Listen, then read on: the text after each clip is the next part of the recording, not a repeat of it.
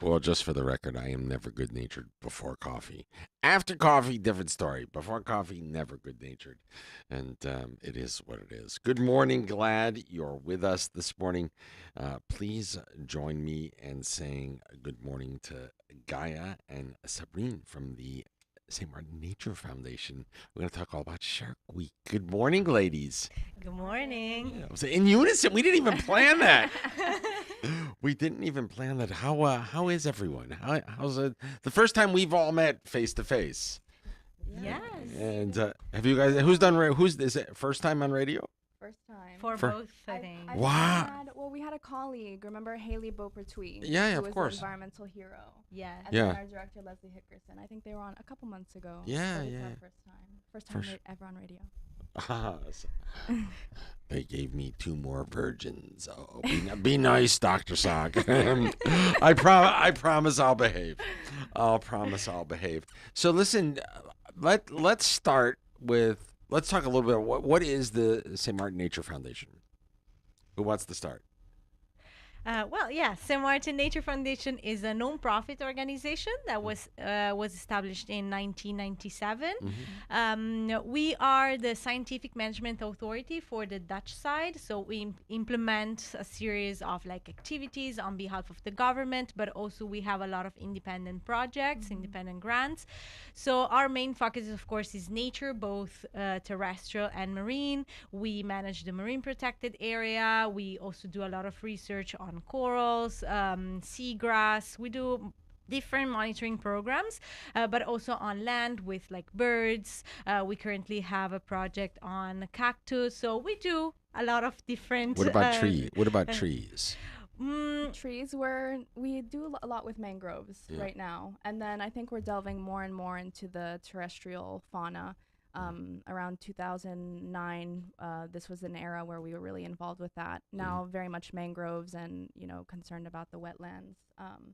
But we're getting more and more into trees again. Well, we had a huge issue in Simpson Bay with the sea grape tree. Right. Yeah. And, Absolutely. Are trees male or female? I don't know whether the tree, the tree seems to be doing okay. The tree seems to be doing okay. I think time will tell. Yeah. But Yes. that's right next to my house. So we were very, very involved.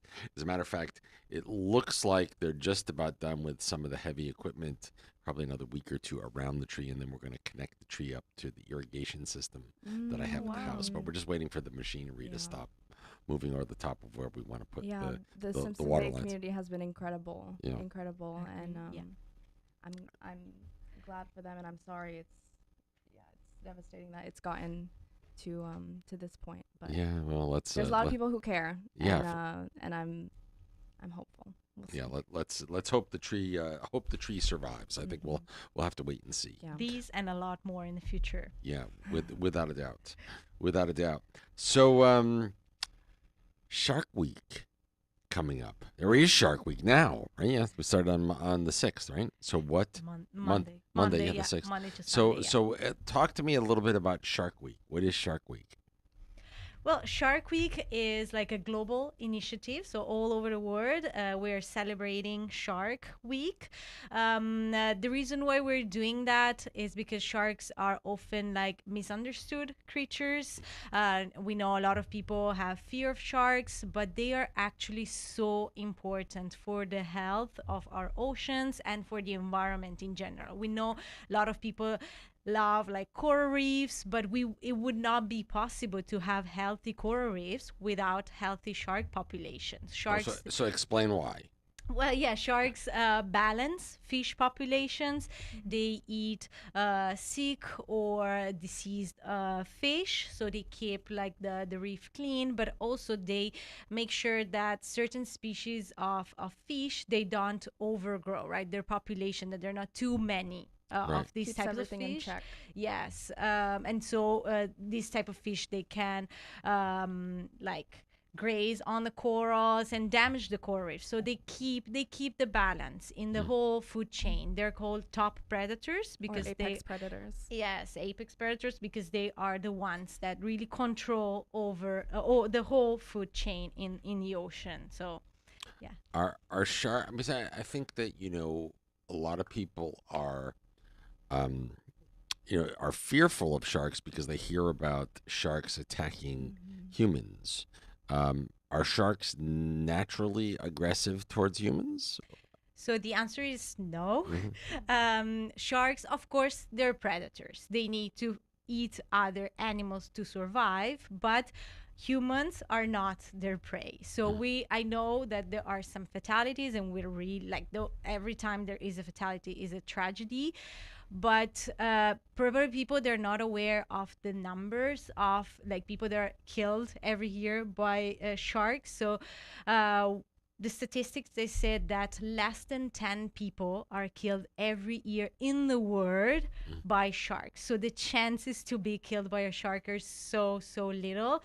And I'm glad you brought this up, because we can, like, this leads me to the next point, that is that over 100 millions of sharks are killed every year by humans. So this is like 3 sharks every second is killed, and this is because of this narrative that sharks are like dangerous, and they yes, of course they can be. You have to be careful because they're predators, but there are other animals that are way more like Right. lethal Yeah. for humans. I would say this is a case where our risk perception of sharks is not generally accurate. Yeah. You know, they're scary. They're scary to a lot of people. I think that's understandable. But you know, when you really think objectively, how is this in comparison to everything else we do? When we get in a car, when we get on a plane, you know, when we encounter a dog in the street. What is the stat for dogs? It's like 40,000 dogs. For Kill. yeah, no, so humans every year is 40,000 humans are killed by dog worldwide every year. So if we compare Compared to this to 10. sharks, like, Yeah. people should be way less scared, or Yeah. way less scared of sharks Yeah. than dogs. But Right. in some ways, you know, it can be understandable the way that some people have intense fear about getting on a plane, even though, you know, realistically, it's much more risky to get in your car. But, you know, what we try to do is bring some facts to that narrative, and try to get people to, you know, understand. Sharks are honestly really cool, and kids connect a lot with sharks. They think that they are awesome. They're pretty like charismatic looking creatures. And for us and educators all over the world, it's a really great way to bring the youth and children, especially, you know, to the marine environment and our natural environment through these really cool megafauna, these large animals. So Shark Week has been, I think, I would say it's one of the most successful global initiatives. Kind of everybody knows about Shark Week.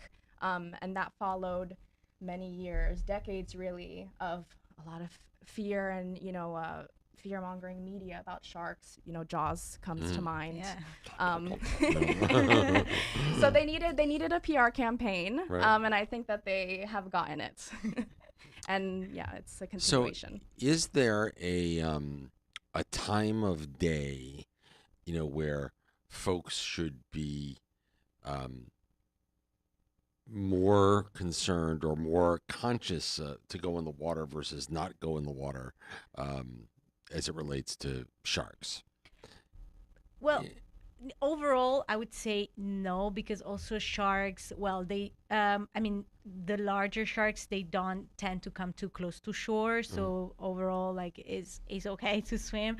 As all as a lot of predators, they're more active during sunrise and sunset, but there is not like a strong data saying, oh no, it's not recommended to swim at sunset. That's I not would at say all, no. that's not to say that they don't come to shore sometimes. Sometimes we will see Yeah. some bigger sharks exploring and then they leave.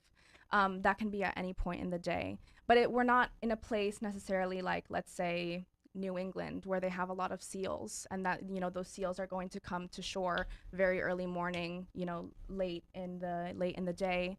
And then, you know, what are the sharks going to do? The sharks are going to follow the seals that come very close to shore. But we don't have that here. We're not their prey. Right. They're not following anything in particular. So They don't have a real reason to yeah. come close So to shore unless the recommendations are really going to vary depending on where in the world you are. Here in the Caribbean, there's generally not a strong, you know, avoid swimming very early, avoid swimming Very later in late. the day. But if you want to take that precaution, I think by all means, do it if it makes you feel better. Yeah. Yeah, in the middle of the day. Yeah. Usually Got it. they're way less active. Yeah. Got it. Well, see, live and learn. Are there any special activities going on for Shark Week? Anything that we could talk about? Yes, so actually we are going to have an event this week, Saturday, at the Simpson Bay Fish Market, so not far from where we are right now, and it's going to be from 9 to 2 p.m. Is open door, so anyone is welcome to come. We will have different booths, different stations. It's like a fair style. There will be other organizations and other like local businesses on the island, and everyone is there just to celebrate sharks. Also, in addition to that, like fair and area, we are offering free boat lagoon tours for the public. So there are pre-registrations open, just to make sure you secure your spot on the boat. Is like a 30 minutes tour around the lagoon, because the Simpson Bay Lagoon is a great nursery area for sharks. So yeah, we just want to talk Rays about especially. Yes, We can't forget the rays. I'm here to advocate for the ray for our stingrays, for our eagle rays. It's Shark and Ray Discovery Day, because it's actually this year, as part of Shark Week 2026, it's part of one of our Best Life 2030 projects at the Nature Foundation. This is funded by the EU, the Marine Elasmobranch Nursery Area Advocacy Project, MENA. And this elasmobranchs include sharks and rays. So there's also going to be a lot of stingray and eagle ray content, and eagle rays are especially present in the Simpson Bay Lagoon. So yeah. Brilliant. So a great opportunity to learn. Yes. Great opportunity to learn, and information is king. Yes. The more we learn, the better we are. Yeah. So Indeed. once again, so Saturday. You said what time? Saturday, What time? yes, from 9 a.m. to 2 p.m. And it's at the Simpson Bay Fish Fish Market, Market. next So- to the Coast Guard, across from McDonald's. Yeah, easy to find. Yes. Easy peasy. Mm-hmm. And wow. And if folks would like to volunteer and work with the Nature Foundation, how can they get involved? Yes, so we have different opportunities throughout the year. When people reach out and ask about volunteer opportunities, I always encourage them to follow us on social media. We have a Facebook page and an Instagram page. And if we have any specific events, we always advertise that so people can register and can come and volunteer. We have a few like painting opportunities for August, so keep an eye on our social media for that. Fun. But also throughout not throughout the year, but throughout the sea turtle nesting season, which is from May to December. So we're currently in the sea turtle nesting season. We have a volunteer group of volunteers that they just patrol beaches every morning, depending on where they live and on their availability. Of course, we don't ask like for any large commitment, but people that want to just learn how to patrol the beaches, how to identify sea turtle nests, they can receive a training by us. They can join one of our rangers in their patrol, and then they can do it themselves. They just walk the beach, and if they see any signs of sea turtle nesting or activities, they can just report it, and we'll be on site. Brilliant. And then do you guys mark, if there's a nest that's confirmed, you'll mark the nest? Yes. We usually put like caution tape around so people avoid like going there. And we know a lot of people walk their dogs on the beach. So if there is an area, so the dogs, they tend to dig, Right. holes in, and that's a big problem for the sea turtle nest. So we try to mark the area to keep it as safe as possible. Perfect. Ladies, always a pleasure. Thank Promise you so me you'll much for come- having us. Promise me you'll come back and visit again. Of course, thank you so much for the opportunity. We're looking forward to Saturday. As are we. And Gaia and Sabrine, thank you. Thank you. St. Martin Nature Foundation once again this Saturday at the in the Simpson Bay Fish Market. The event starts when and when? Again? It 9 starts- 9 a.m. to 2 2 p.m. You can learn all about Shark Week. So there you go. And Ladies, rays. thank you so much. Thank you. Thank you Thanks, very ladies. much. Thank you. It is what time? 10:18 right here in the Northeast Caribbean. Stay with us. More fresh air in the morning is on the way. All presuming I can push the right buttons, and you never know what happens when they leave me in charge of the buttons. We'll be right back.